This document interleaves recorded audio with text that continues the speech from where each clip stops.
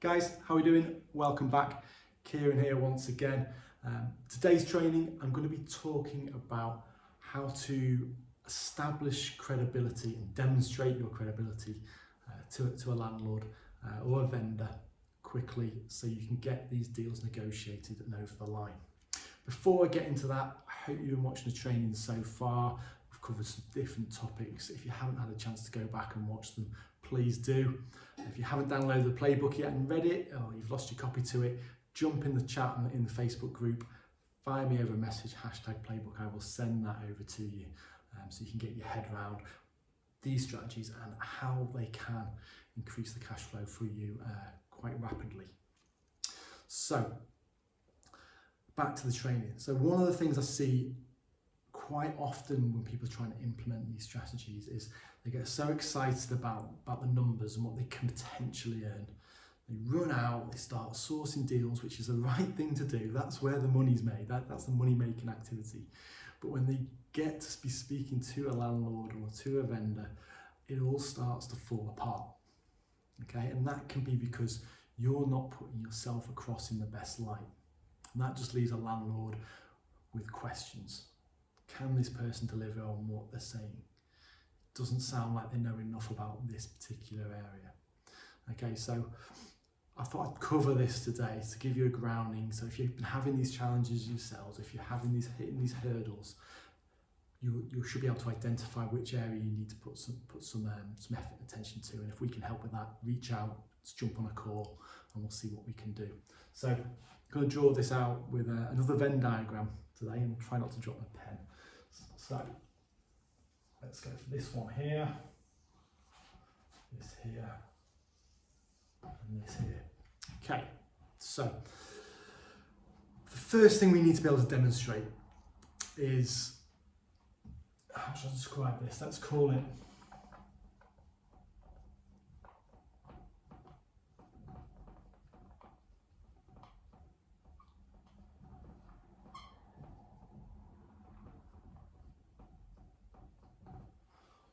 knowledge and understanding of the situation at present. Okay, so what do I mean by that? If you're talking to a landlord and they've been a HMO landlord for a long time and they're fed up with the changes in licensing and legislation, you need to be able to converse with that landlord on a minimum level par, if not be demonstrating things that he doesn't currently know, that he isn't currently up to speed with. Okay, if you leave a conversation and you've got loads of questions that you don't understand regarding fire regulations or licensing compliance or space or room sizes,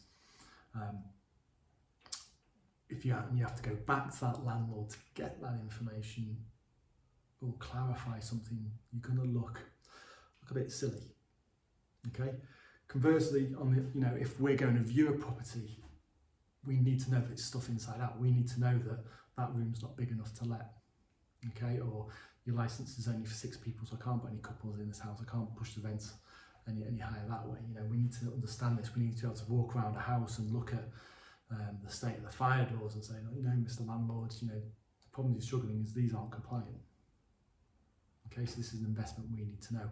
But we need to be able to grasp that information going around. We shouldn't have to keep going back and asking and asking and asking. Okay, if we look at a lease option example and we're chatting to a vendor who's struggling financially to keep on top of their mortgage payments, if they're in arrears or they're struggling, we need to understand that process of what happens when they're behind with their mortgage, or how do we help with that. Okay, so all the terminology and the basic fundamentals, I talk about this all the time.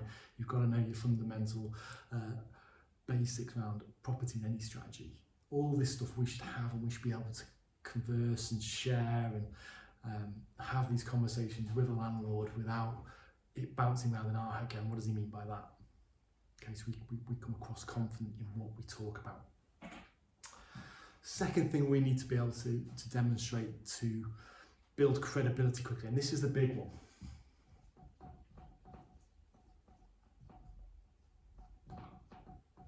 We need to be able to demonstrate empathy with the landlord, with the vendor, and their current situation and circumstances. Okay, now empathy is not sympathy. Yeah, sympathy is feeling sorry for somebody because the HMO isn't performing or they're behind on the mortgage. Empathy is understanding their situation, how they've got themselves into that situation, the struggles, the challenges they've faced over time that may have built up and built up to get to that place. Okay, it's understanding what it is they're trying to achieve. Okay, it's not what we want to achieve from the situation. It's not what we want to do with the property. It's what's the outcome that they're after, that will solve their problems, that will take a stress away and give them a solution. I talk about all this time, you know, it's on the academy course, we get into all the numbers and the operations side of things, but you can't get any of these deals unless you can communicate and negotiate with people. So how have they found themselves in this situation? And it may be incrementally over time, what it is they're trying to achieve and understanding that. So when we go back to some of the solution, it ticks all these boxes off that the problems are removed, problems removed, problems removed. Does this work for you, Mr. Landlord? Okay, so far, good understanding of the basic situation, the fundamentals of knowledge, the property knowledge that we need to have, empathy with the situation, and then we need to be able to proactively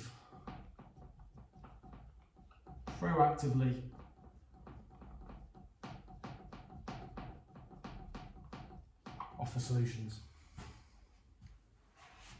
Okay, so we take the underlying situation, the numbers, the HMO circumstances, the service accommodation circumstances, the debt problems. We're looking at their problems and what they're trying to achieve from an emotional point of view, from a sort of moral point of view as well, you know, and we need to be able to process this information quickly. Okay, so when we're having these conversations, when we're sat on the sofa chatting to them, when we're walking around the house and talking to them, we've got a good, solid grasp of all the basics and the situation as a whole to be able to offer solutions. Because if we can demonstrate that while we're in that initial meeting, not promising anything at this point, but if we can demonstrate how we could solve these things potentially, that builds credibility really, really quickly. If you have to go away and analyse it and come back in a week and go, oh, I've had a bit of a think and we could maybe do this. Time's passed, that rapport's gone. If you can, on the spot, say, well, we could maybe offer a solution along these lines, you know, obviously we have to look at the details and terms, but will that sort of thing potentially work for you?